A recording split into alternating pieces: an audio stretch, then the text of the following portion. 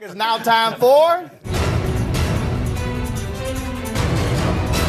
Ever since President Barack Obama moved into the Oval Office, Republicans have been making a big deal about the size and growth of the national debt.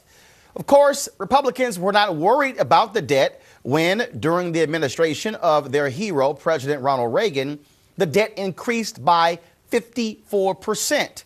Nor were they worried when, under President George W. Bush, the debt increased by 38%. And let's not forget that Bush's Vice President, Dick Cheney, famously said, quote, "Reagan proved deficits don't matter."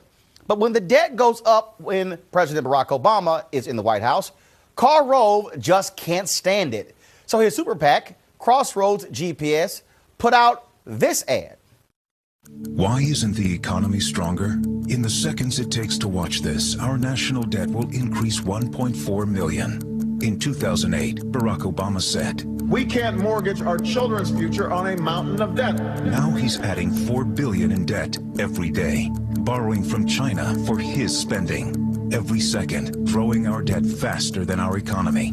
Tell Obama, stop the spending. Support the New Majority Agenda at newmajorityagenda.org. No doubt it's a smart ad because most Americans worry about the size of the debt.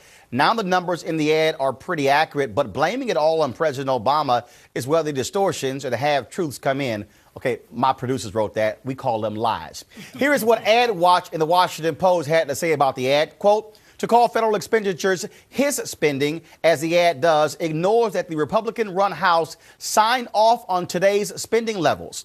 And the Washington Post fact checker said this ad exaggerates Obama's impact on the rise of the debt, as it was not just spending, but a decline in revenue that is responsible for the sharp rise in federal budget deficits. Also, what's important is that the Bush tax cuts, according to the CBO, contributed to our rising debt, and Republicans say keep those in line. Now, according to the previous item, Washington Post, they awarded the ad 2 out of 4 Pinocchios. So Karl Rove, as expected, no shock, you brought this week's... That gets me in D.C. They call things taken out of context, mischaracterization, half-truths. I grew up, my daddy said that's a damn lie.